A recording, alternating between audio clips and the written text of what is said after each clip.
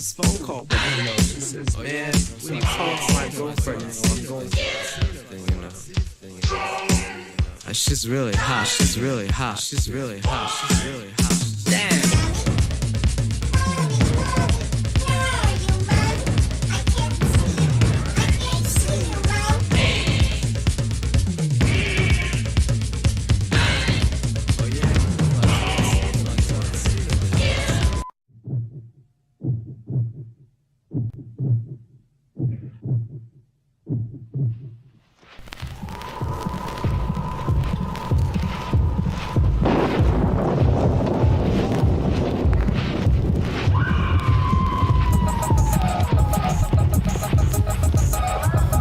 Under 17 not admitted without parents or guardian.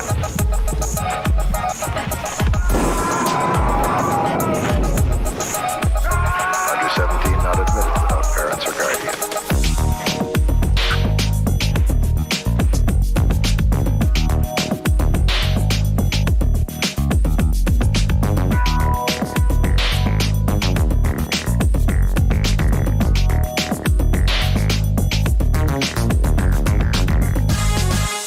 Under 17 not admitted without parents or guardian. Beware this beauty. She's a beast, Goddess of birth and death. lusting for blood. More vicious than the man-eating shark. She lives to kill. Bring your drink with you. We drink together. Do everything together. Mary, Mary, Bloody Mary. Why must your lovers die? That was Arthur Jensen, businessman on a fishing trip in Mexico. Behind a facade of beauty, the powers of darkness reached out. And this beautiful girl was programmed to murder.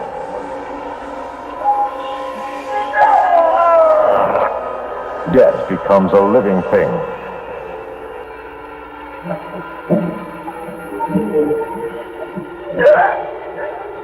Mary, Mary, Bloody Mary, must all your lovers die?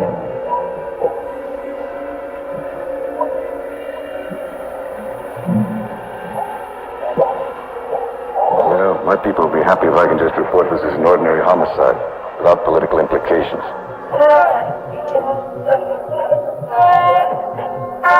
A Mardi Gras of mirth. Who are you? Let go! Of terror running wild.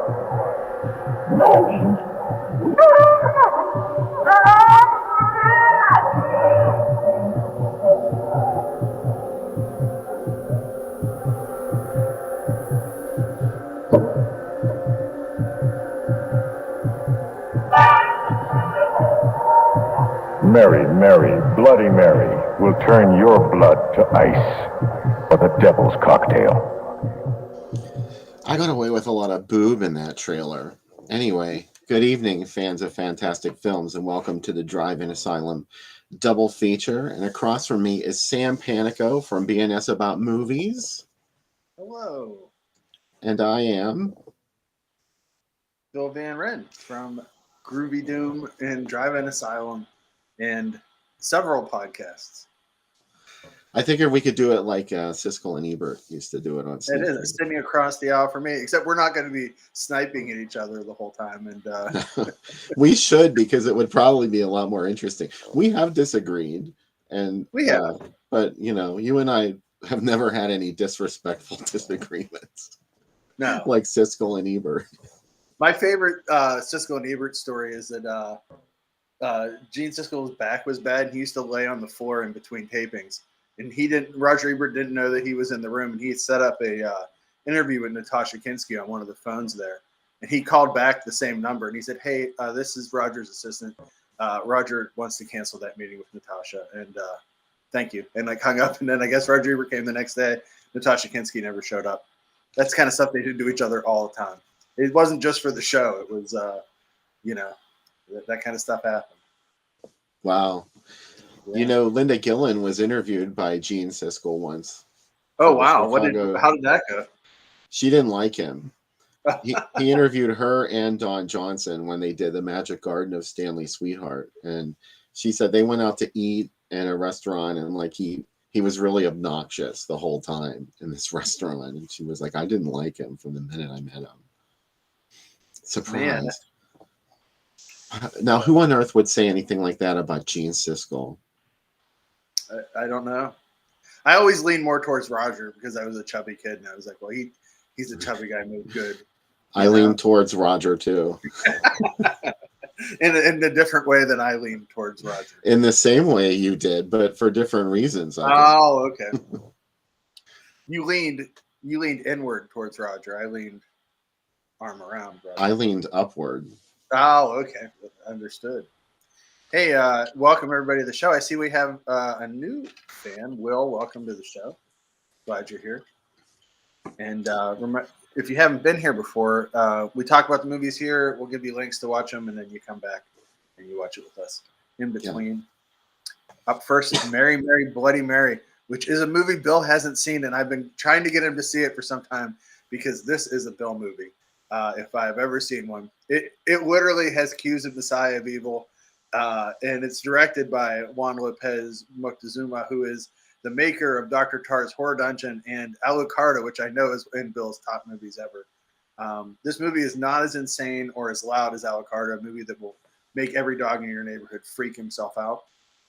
I haven't seen this movie, and I already know that it's not anything like Alucarda because what is though? Like, how is there anything that is even close? I think the Mansion of Madness is pretty close. Yeah, it's close. The movie he made, I think it was before Alucarda or immediately afterwards. Oh yeah, Mansion de la Cura, yeah. Yeah, and there's a lot of screaming, I guess, is what I mean to say. I like movies with a lot of screaming. Me too. You know. As we know, I mean, it always happens on these, but yeah, someone mentioned Mary's played by Christina Ferrara, who was once the wife of John DeLorean. She was a model and eventually became a TV host, and she's still today a cooking expert. You'll see show up on talk shows. I always wish that someone on one of those shows would say, "Hey, can you tell us about this strange Mexican movie you made with John Carradine, and where you play, I guess, an artist vampire?"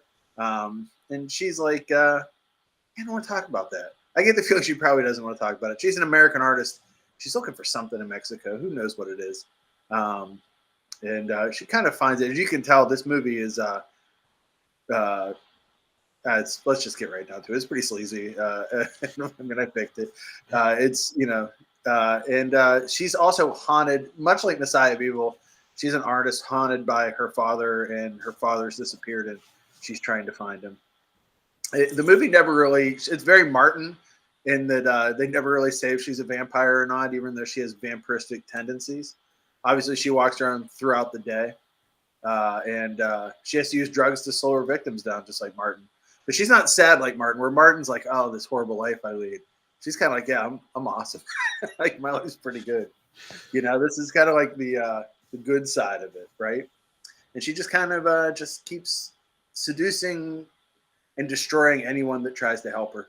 Also, I know another scene Bill's going to like because it's in the trailer. He did a Shark on the Beach, which is, anytime a shark gets beaten to death, Bill enjoys it. So, well, mainly just in that one movie. But I know, I'm joking.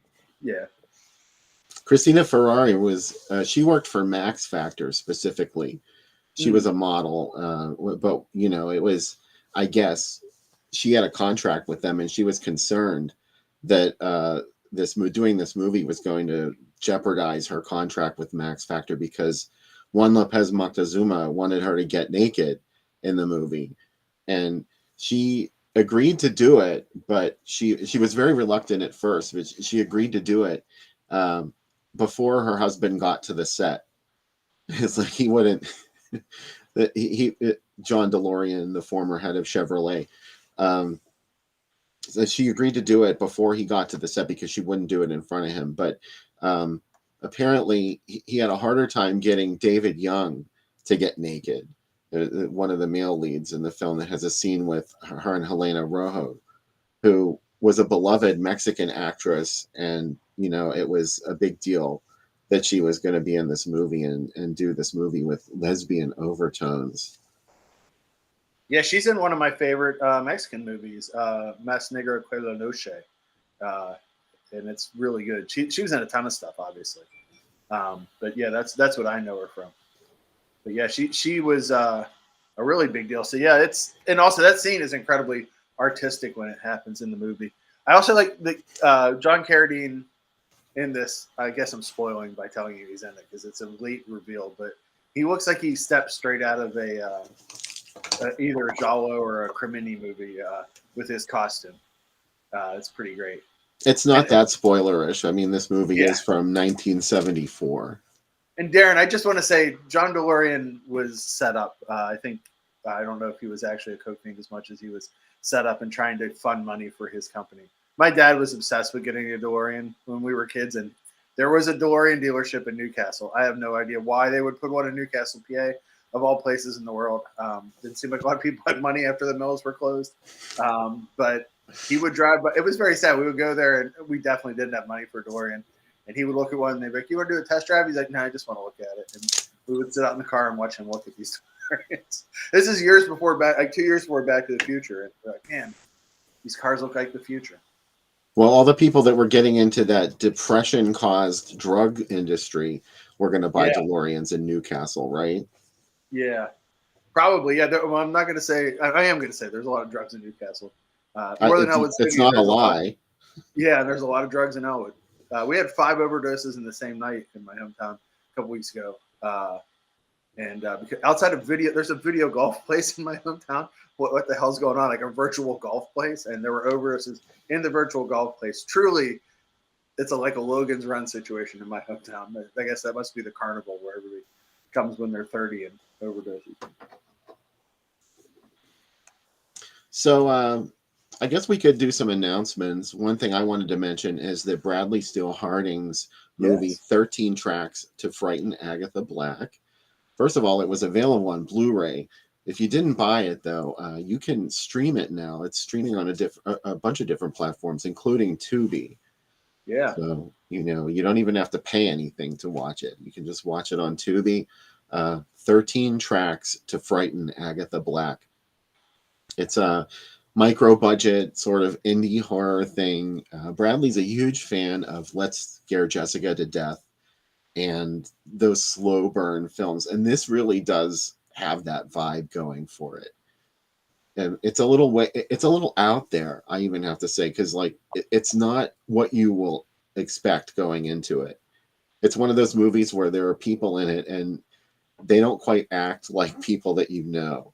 And the way he sets up some of the shots is really interesting. It sort of takes place in this environment, in these enclosed environments in people's homes that look sort of artificial almost.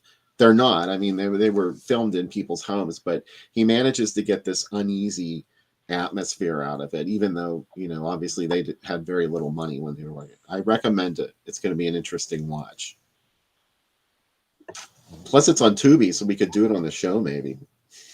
I know he should come on and we can grill him about. Oh, we wouldn't really grill him. We could ask him questions about it, which would be pretty cool. I also learned in Bradley's post that there's a Terror Train 2 coming to Tubi. Why? The last one hurt me. Will I watch it? Yes, I watch anything Tubi puts up as an original. I think we've all learned that.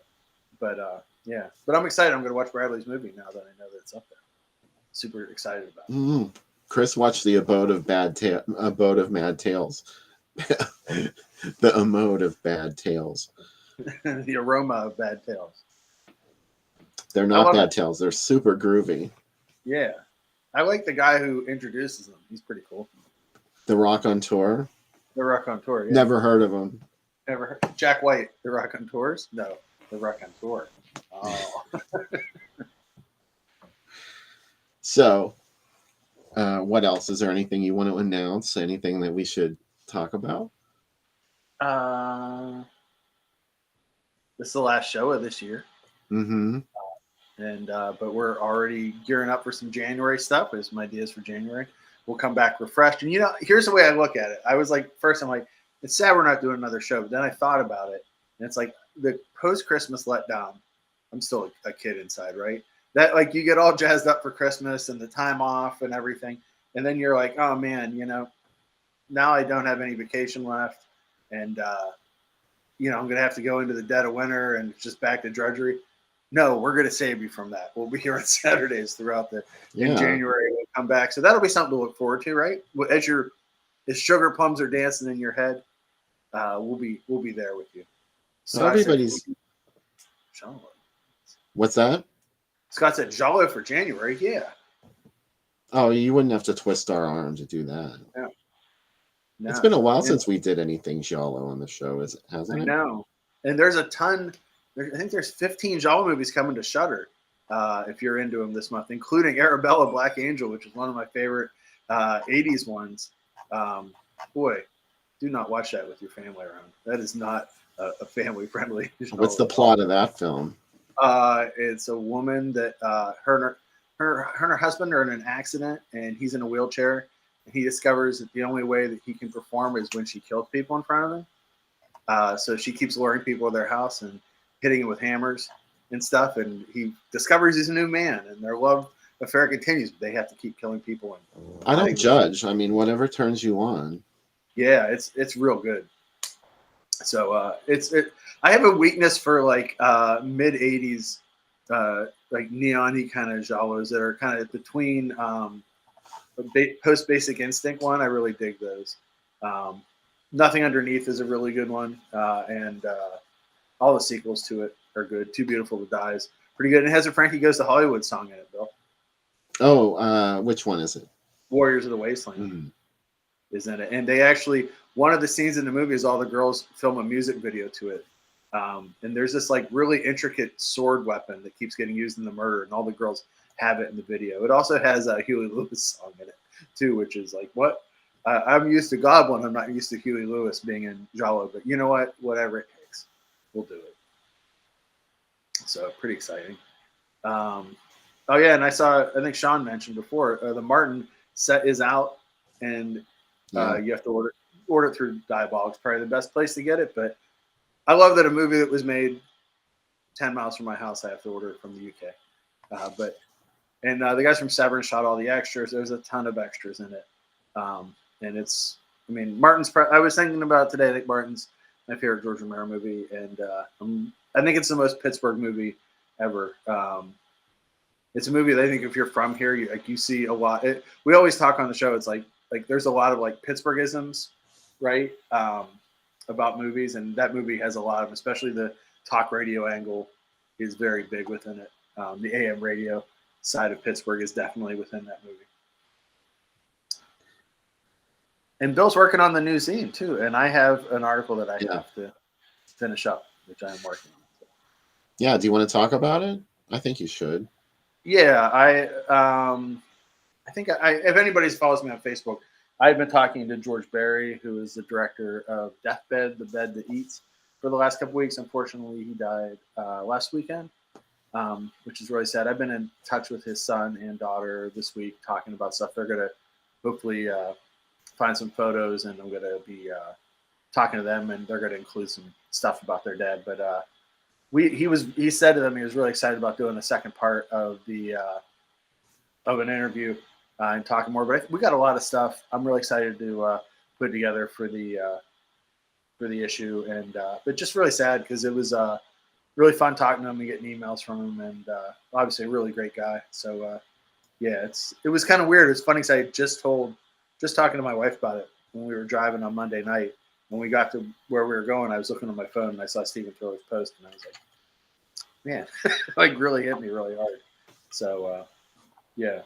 I feel bad that he never got to see the finished interview in the magazine and everything. Yeah. Although he did see Drive-In Asylum, and he sent me some stuff. You just sent me pictures of it. I haven't even gotten it yet because he mailed it to you. And yeah, he did a bunch of one sheets and stuff for the movie and sent it to Bill. And he also sent me this, Bill. I didn't even know that there had been a remake of it, Bed of the Dead, from 2015. He sent me this last week. It's weird because I got a big package from him with this and all the autographs and stuff, and it was like the same day I found out. So it was really weird timing. So it's very sad, but I'm Yeah. excited to do the interview and put it together. It's just going to be a little, bittersweet putting it together, obviously. But his son's a DJ and a musician, and his daughter's an artist too. So like, they're both very talented. So kind of want to get a little bit from them about their dad. So they did say, and this is weird, but they said when they found him, he was watching Tubi. He had a horror movie on when he died in his office chair. And I said, well, I said, this may sound weird coming from me, but honestly, like, I don't know a really better way to go than watching the movie. So, like, I know it's sad, but, on the other hand, it's like better than, there's way worse ways to have it happen. So, yeah. Not So for everybody now, but, So we're looking forward to bringing that to you in the next issue Yeah. of Drive-In Asylum. Lots of great stuff in the next issue, though. I'm super excited about the new issue. Yeah, me too. I've got some stuff from Jeff Lieberman in the new issue, and a great feature that I was able to put together on Scream Bloody Murder, aka My Brother Has Bad Dreams, which is something that we screened here on the program not too long ago. I don't know, that was less than a year ago, I guess. I love that. I was thinking about that because that's a movie that, and like both movies tonight, like these are all movies that we were talking earlier about a movie theater in town playing like obscure stuff. And Bill's like, well, don't we do that? I'm like, yeah, but we're not trying to make money. These are like movies that like nobody really thinks about. So I'm pretty excited about learning more about My Brother Has Bad Dreams, because that's a very weird movie, to say the least.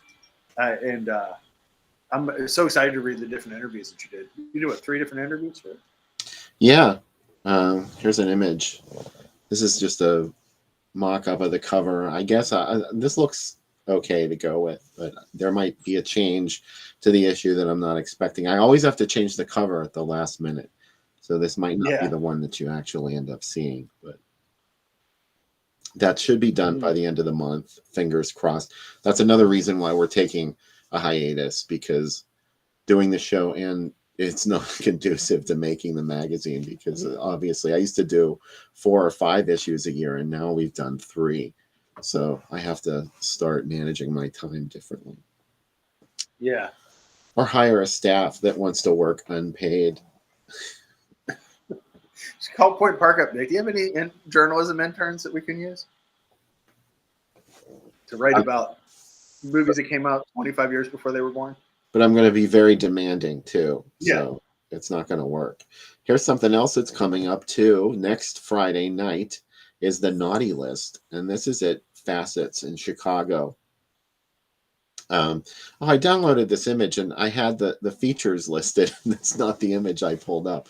I'm going to fire the production staff of this show. The movies are going to be Silent Night, Deadly Night, and Dial Code Santa. And this is going to take place at Facets in Chicago. Have you seen Dial Code Santa? I know you have. I love it. Yeah. I love it. Becca hates it, but I love it. This movie is stupid. I haven't seen it. I really haven't. Oh, I have no idea, and I kind of admitted that. I should mention that Facets invited me to co-host the event remotely. I will not be in Chicago, but I recorded some video intros for them to use before the show, kind of like we do here on the program. They're ad galleries, and talking about Silent Night, Deadly Night, and I didn't have any ads for Dial Code Santa, so I put together a top 3 favorite Christmas horror films. Oh man, So those will be. You inspired me, because I'm posting a Christmas movie every day this month on the site at 3:00 every day. There'll be a different Christmas movie. Oh, right on. And they're all real bad, but Elves was up today. As you know, that's probably my favorite Christmas movie. Yeah, somebody else posted about. I think it was Matt Bussell posted that he was watching that. So yeah, that's interesting. I remember we did that on the show too, right? Yep, we did. There we go. Yeah, I looked because I want to say, have we done that? Because I was thinking, should we do a Christmas movie? But no, we're doing the right thing tonight. These are good. I'm excited about both movies tonight. So anyway, if you're near Chicago, go out to Facets next Friday night. What else are you going to be doing, right? and it's going to be a night of killer Santa movies, killer Santa madness,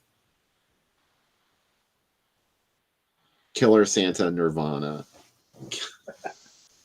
North Pole Nirvana. Okay, so what about Mary, Mary, Bloody Mary? I am excited for you to see it because it really is. I think the genre I would describe it as is a Bill movie, which I can't use for the rest of the world, but I think you'll understand. It's a movie that is something kind of vampire model, killer on the loose, art, daddy issue, blood movie. Yeah, you pretty much hit all of the big points in the movies that I love. Yeah, I think you're really going to dig it. As you know, I love John Carradine, so this is, what's amazing is that like when you watch it, man, John Carradine looks very old. He lived for like another, at least 12 years, 10 or 12 years after this. Yeah. This is a younger looking one. So, but yeah, I'm excited for it, and I'm shocked that it's on Tubi and Shudder because I looked for this movie forever. And it's one. Did you ever notice that? Like when you look for something a long time, all of a sudden, once it shows up, like, I'm finding it everywhere. Oh yeah. So, yeah, I'm excited for you to see it, and let us know in the chat. I saw a couple people say if you've seen it or haven't seen it before, because I would like to know. And as well as when you come back, tell us in the comments when we come back what genre is this movie. And not just nothing happens movie. Because a lot of stuff happens, Are you sure though? Yeah, I think stuff happens. Yeah. Well, I already don't like it.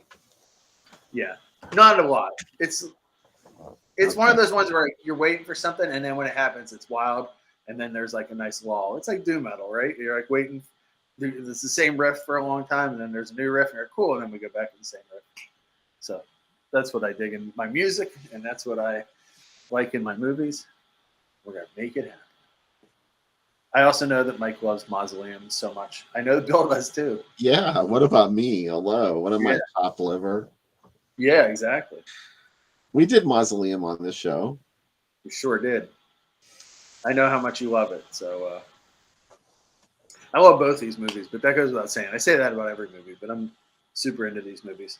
My other announcement, Bill, is I think I said before, this week on the site, BNS About Movies, is all Pittsburgh movies starting tomorrow at 9 a.m. Oh, man. A lot of Pittsburgh movies. Like what? Flesh Eater, for one. Ooh. Bill Hinsman movie. The remake of My Bloody Valentine, maybe not as much of an ooh. Potentially a new Pittsburgh Yinzer Jalo entrant into my list of Yinzer Jalo. We'll see. Monkey Shines, River of Darkness, Innocent Blood, The Dark Half, which I liked way more than I thought I would. The Song Remains the Same, Gung Ho, Iron Maze, which is a Japanese movie shot by the guy who inspired Joe's Apartment in Pittsburgh. I didn't know this movie existed. A lot of stuff. Maybe some other stuff depending on how much time I get this week to watch more movies. But then the week after is all disaster movies. I almost called Flesh Eater Zombie Nosh, which is my favorite alternate title for it, which I think is a great title. And you know what's funny is like I already did Fabulous Stains. I do have a letterbox list of movies made in and around Pittsburgh that's up on my letterbox, and it's got a lot of movies on it. And my goal is to do all of them. Also, if you're into Pittsburgh shot on video movies, Santa Claus, the Russo movie that was made in Pittsburgh about a killer Santa, made at the same time as a nude video for Scream Queens magazine, which is also on it. TerrorVision just put it out. Did I buy it? Who are we talking to? Of course you same did. as I texted Bill the other day. I'm like, should I really spend $60 on this Martin UHD? And he's like, why are you even asking me? Yeah, of course you should. What am I doing? That movie, I wouldn't have said that about everything, but Martin, you definitely should. Yeah. So But I've come around on Flesh Eater. The first time I saw it, I was like, boy, this is really bad. I don't think it's a good movie, but I think it's a great movie because it's very Western PA. The more I think about it, everybody's wearing flannel. Everybody's going to a farm for a party. People make really bad decisions. There's a hayride, a lot of drinking. People just have sex in the woods because what else is there to do in this town? I think the thing I love about it the most is they find a coffin that's chained up, and there's literally like a seal on it that says, like, warning, do not open this. There's like great evil in this coffin. And like, it's the same thing would happen in my town. People would be like, what the fuck else are we doing? Like, I'm so bored. Let's just open this thing up. What could happen? Where do they have sex in the woods? Shenley Park. Yeah. This feels very like Washington, PA, or like Elwood City. It feels really like not nice parts, like just like Tarentum, that's what it feels like. Also, I love Bill Hensman because his wife is in it and helped produce it. And every time he attacks a woman, he rips her blouse off. And it's like she was there. His daughter was there. His daughter gets turned into a zombie, spoiler warning, and has an angel costume on and gets shot a whole bunch of times by the militia, led by this same guy who was in the militia of Night of the Living Dead. Man, it's very, I think it's kind of thing. It's like where you're like, well, if I lived in any other city, if I grew up in any other city in the country, I probably wouldn't like this movie this much. But, I really dig it. That's what I love about it. So, it was shot in Valant. That makes a ton of sense. I just looked, Chris said Valant. It seems like where it should be made. If you told me it was made in Koppel, I would believe you too. I saw the Savini remake in Koppel, Big Beaver, actually, which is a real town name in Pennsylvania if you're not from Pennsylvania. And whenever they said Koppel, the entire crowd went bonkers, cheering in the hopes that we would all die. Anyway. We've never done the Mansion of Madness. We really should, too. As much as we love this director, we should have done Mansion of Madness along. But there's so many movies and only so little time. So eventually we'll get to it. And Bill, I thank you for your pick. I watched Crack in the World for Disaster Week. And, holy shit, that movie was like, I realized that everybody in that movie says like words completely wrong. Like laser is said like strangely. Like it's a lot of like weird dialect. It's crazy. When were we talking about Crack in the World? I think we were talking about it. You said, what are you going to watch? And I was like, oh, I'm looking for disaster movies. And like, you should watch Crack in the World. I said that? Yeah, you did. My favorite part of it is at the end, like when the spoilers, ready? For a 60-year-old movie. Yeah. At the end, like whenever the survivors walk out and they're like, oh, the whole world's destroyed. A squirrel pops out. They're like, everything's fine. That squirrel lived. I laughed for about 10 minutes straight. That was really high. But life will go on. Life went on. The squirrel is here. Yeah. I also watched Moonfall. I think I told Bill right before we started, the Roland Emmerich movie. Without a doubt, the dumbest fucking movie I've ever seen. The moon attacks Earth. His movies are always dumb. The moon has tentacles, Bill, and the moon is an AI that was put here. I don't know why. Like literally at one point, I was like, I cannot even fucking I can't make it through this movie. And I did. I powered through it like a marathon. You know, like people that shit themselves during a marathon, but they still finish. That's how this. Oh yeah. Yeah. Yeah, it was bad. If you're committed, then shitting your pants is nothing. Yeah, I did it. And I made it through the finish line, and people were like, Jesus Christ, this guy, what is he doing? Anyway, that's going on. And then sequels that probably shouldn't have got made is the third week of December. And there's a lot of sequels. Who needs to watch all the American Pie direct-to-video sequels? Me. Who watched all the Cruel Intentions sequels? Me. So there's a lot of bad sequels coming up. So. Speaking of disaster movies, do you do this one When Time Ran Out? I need to do it now that you've shown, because now that I see that Jacqueline Bissett's in it, Bissett, yes, I will do it. This is the one about the volcano.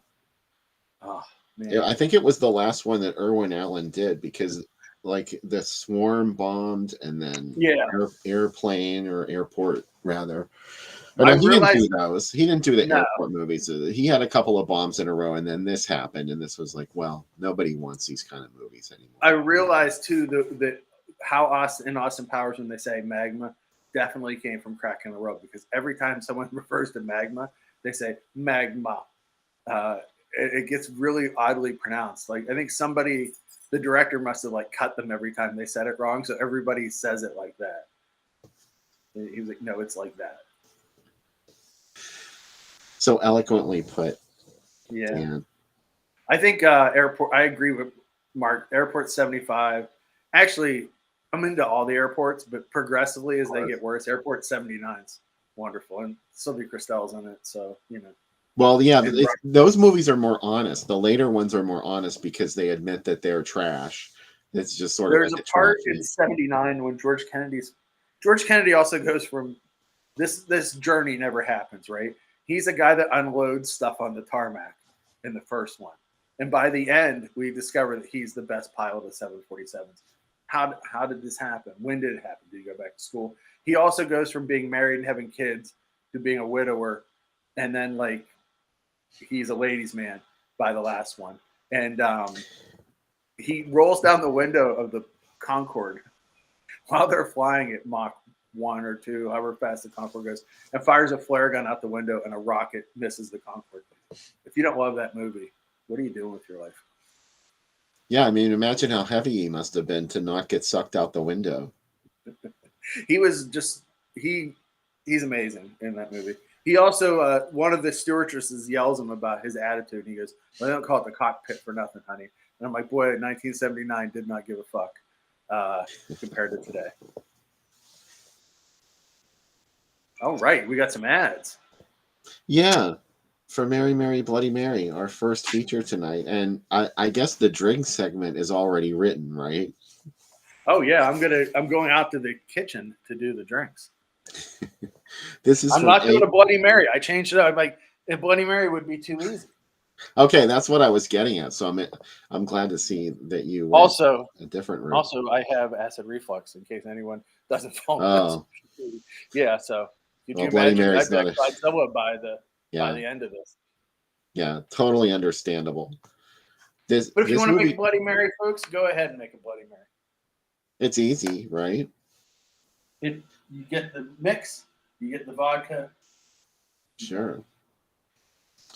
So this was April of 1975 in the States, and that it first came out. And here it is. You see at the bottom of the ad, this is unique because it talks up Helena Rojo, who was, again, I think I mentioned earlier, she was a beloved Mexican actress. Sam mentioned a movie that she was in that he really likes. This ad was sort of old school, like 70s slasher, proto slasher, I should say. Kind of like the poster. One of the posters for Pigs was like this. Mm-hmm. It reminds me a little bit of Blood Mania, and here we get a severed head, I guess. I don't know if it started out as a severed head, or if they just covered up his body in the ad. But this was interesting. Oh, I'm going to mute you till you're done with the ice. So this was in April of 1975, and the next time it played in the States, here it is in Chicago. Whoa! Let's check that out. She was in ISIS. May 1975 is by the time it got to Chicago. I love this. Everything about this ad. It's beautiful. Yeah, they put all the credits in this ad. Yeah. Even an ad for the song on the soundtrack. How about that? Both movies tonight have a groovy 70s ballad on the soundtrack. Yes. It's a theme. I didn't realize, speaking of that, though, I'll save it for after this. I have a Pittsburgh music fact for you after this. I like these little abbreviated versions of the ads sometimes. Yeah. I like the P on that theater there. Whoa. That's gorgeous. I know, and I had never seen these ads until I went on a search. I always find the one with the woman in the cocktail glass, which we're going to see in a second, but this was brand new to me when I found it. Well, speaking of the cocktail ad, there it is. Yeah. At the top there.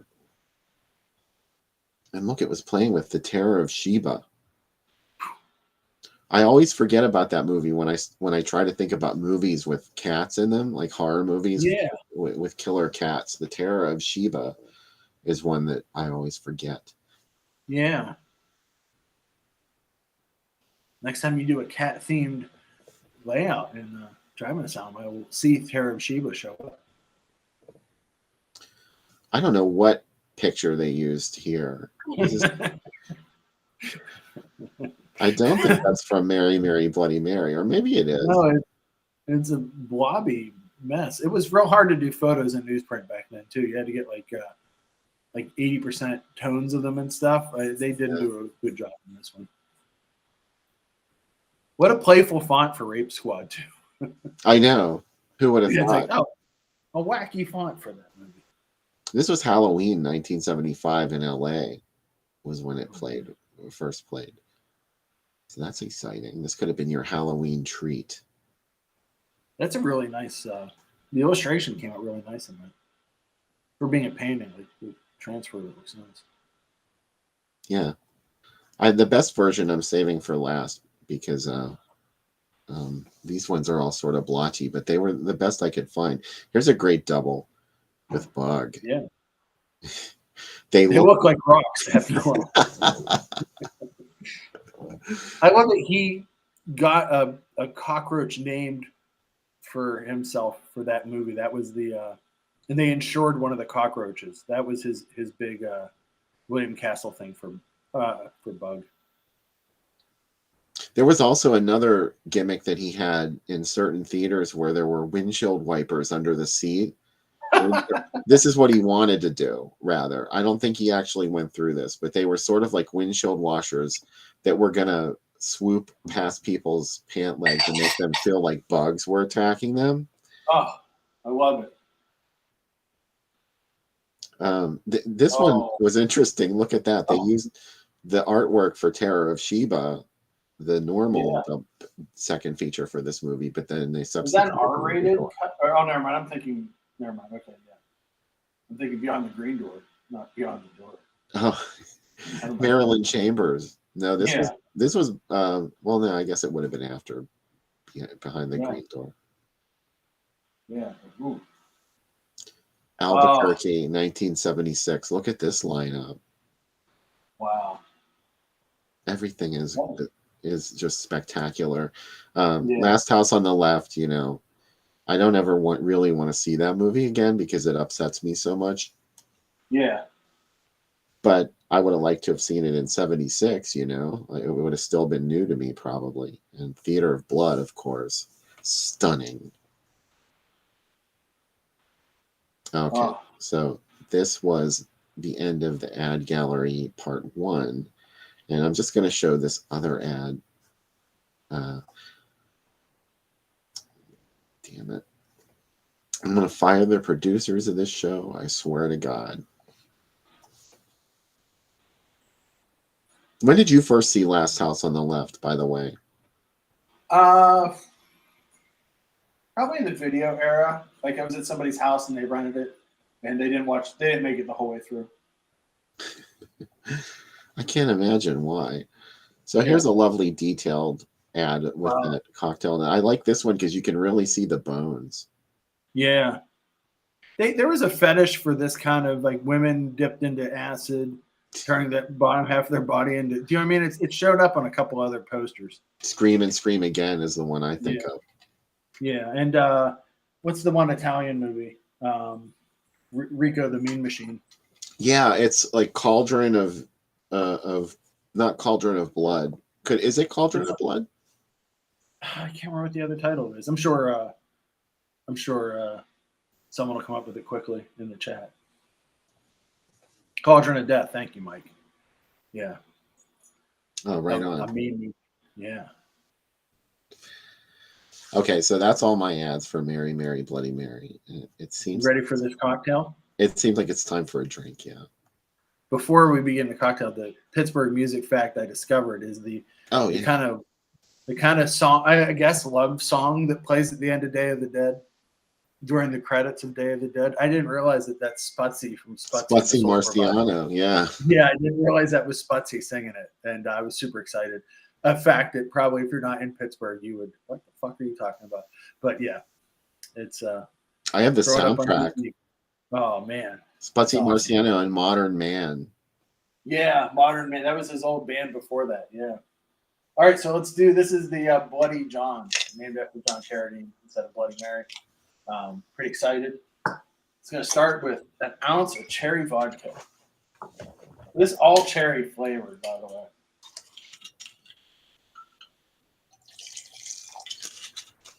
An ounce of cherry vodka. We're going to do an ounce of cherry liqueur or schnapps. I'm actually using Dr. McGillicuddy's, which is a Canadian brand, and it's really good. If you ever had NyQuil and you're like, I wish they made a NyQuil that I could drink a lot more of, I would definitely recommend it. Doesn't that sound like a selling point? I think so. To me, it does. To me, I'm like, yeah, that sounds good. All right, 2 ounces of whiskey. I always think, man, these drinks are light tonight. No, they're not. All right. Now I got to go into the fridge and get the last 2 ingredients. Last 3 ingredients. Good Lord. Sam, who makes these drinks so complicated? What are you doing?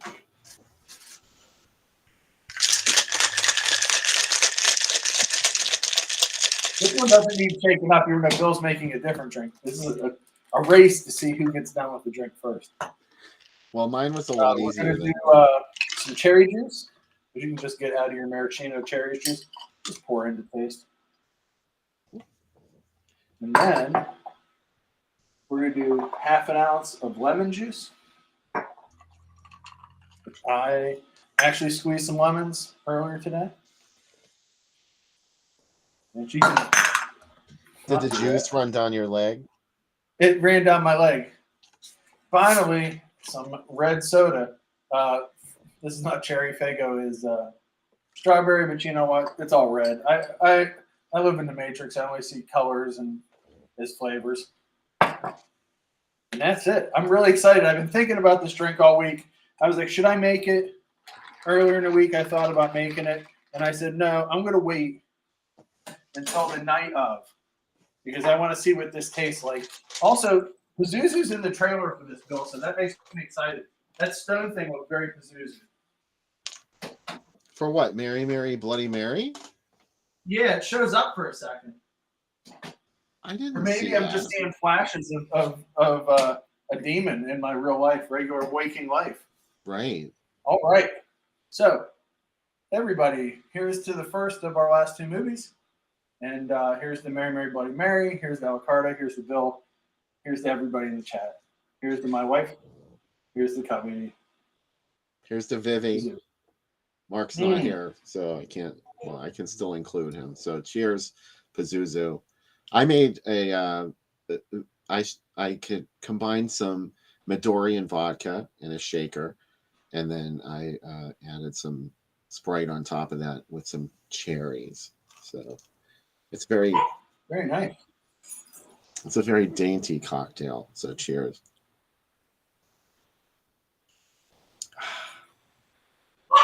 Oh, Cubby likes it. I think Cubby's dinner is here. The pizza is here. Cubby got popcorn chicken for himself, so he's very excited. If you hear Cubby lose his mind in a couple seconds, the delivery man is here. Cubby must go. Great. He must destroy him for having the temerity to bring us food. Not yet. He's waiting. He's on high alert. High alert, Cubby. Cubby, you want to say hi to the people? Yes, here he comes. Your public demands you. Hello, Bill. Oh, hi there, Cubby. Hey, husband. How's Vivi?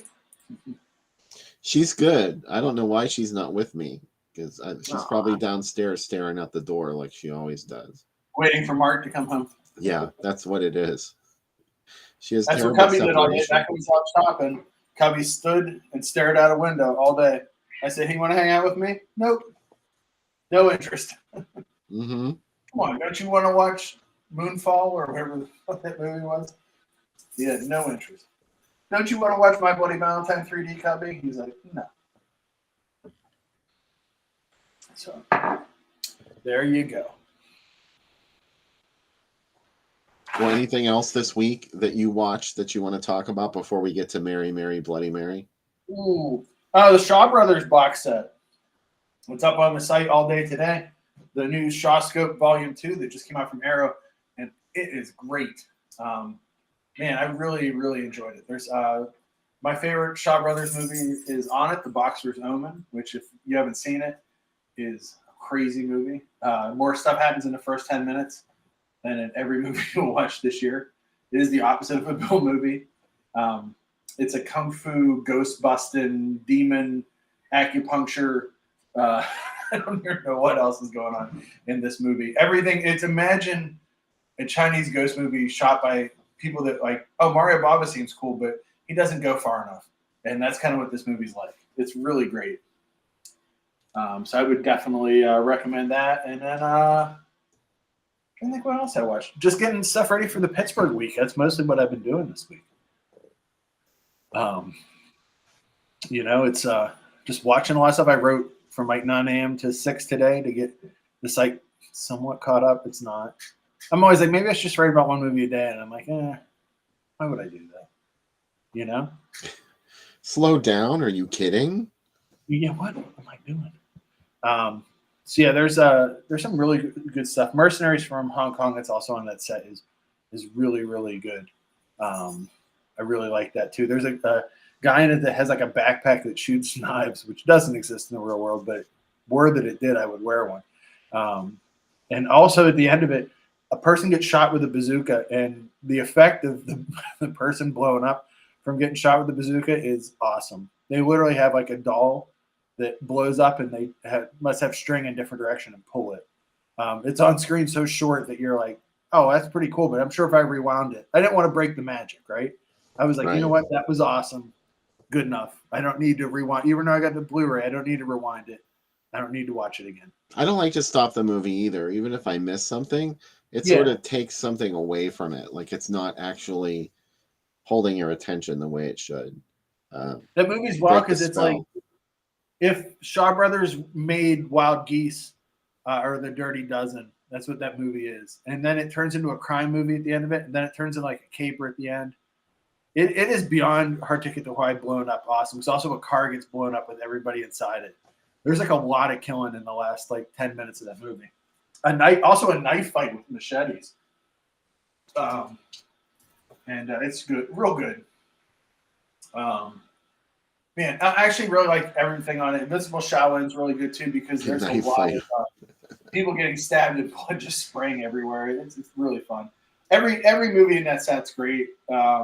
There's also like every disc has a different documentary. There's 2 soundtrack discs. There's an 80-page book. There's posters.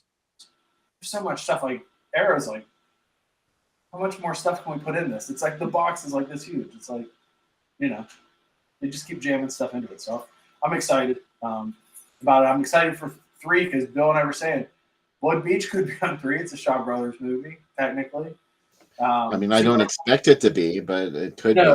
I would like Super Inframan to be on 3. Mm-hmm. And that would be cool. Yeah, that's about all I got right now. I remember being disappointed. You mentioned the knife fight with machetes. I was really disappointed when I saw Kill Bill Volume 1 because there's that scene where the bride and Vivica Fox have that tremendous fight. And it's just like this sudden fight to the death in her living room. And then it gets interrupted when her daughter comes home. And then they're in the kitchen talking, and she's like, so where are we going to do this? And the thing that Vivica Fox describes is so much cooler. She's like, we're going to go have a knife fight on a baseball diamond at night. And you tie your hair up in a black stocking. And she like had it all envisioned. And I was like, wow, I want to see that fight. And then she just shoots her. And I was like, oh, come on. There's a great sword fight scene in My Young Auntie, which is on that box set too, where the main character goes to a costume party where everybody wants to kill her, and everybody's wearing different costumes. Like there's a bunch of people dressed like the Three Musketeers. There's some military guys. Everybody's got a different costume, and she's basically the actress who plays her was a dancer. So it's like an extended knife fight dancing sequence. It's like kind of out of a musical, and it's awesome. Like it's like as big as you want that knife fight to be, though. It's really cool. Well, that's what I want to see. Hopefully, you think he'll ever do Kill Bill Volume 3? I hope so. Do you? would I like mean, I it. never even asked you. Do you like those movies? I love Bill. Yes, I love them all. I love all his movies. I like really like the Django Unchained. I really like that movie. But I also if you have different characters from different spaghetti westerns show up in your movie, I'm gonna like it. You know what I mean? Like, but I really like Kill Bill. I really like Once Upon a Time in Hollywood. I dig all his movies. I think because so many of them are we've seen the same movies, I should say. So like when things come up, I'm like, for some reason with him, like whenever things are taken or homaged or however you want to say from other movies, I end up liking them more because it feels like it's coming from the right place. Versus like other people when they do it, I'm like, okay, Unless you're an Italian director, then you can steal whatever you want. I don't give a shit. Speaking of, I'm so glad that my head flies out of the fridge at the beginning of the show. That made me really happy. That was just for you, Sam. I know. You know how much I love it. We do. could debate all night whether that was Fulci or Bruno Mattei or who directed that, but I'd like to say that part's Fulci's part. I do know most of your favorite things. Maybe not all of them, but most of them. Most of them. Well, guys, I'm super excited to watch this movie. Come back. Let us know what you think. And your homework is, what genre is this movie and did you like it? Please bring your notes. The syllabus will be sent to everybody in chat. No, it won't be. I don't want if anybody's new. Grill you when we come back. Much work. Yeah. Well, the link is in the chat down there. I found it on YouTube. So I didn't post Tubi link, but it's on Tubi if you want to go watch it on Tubi.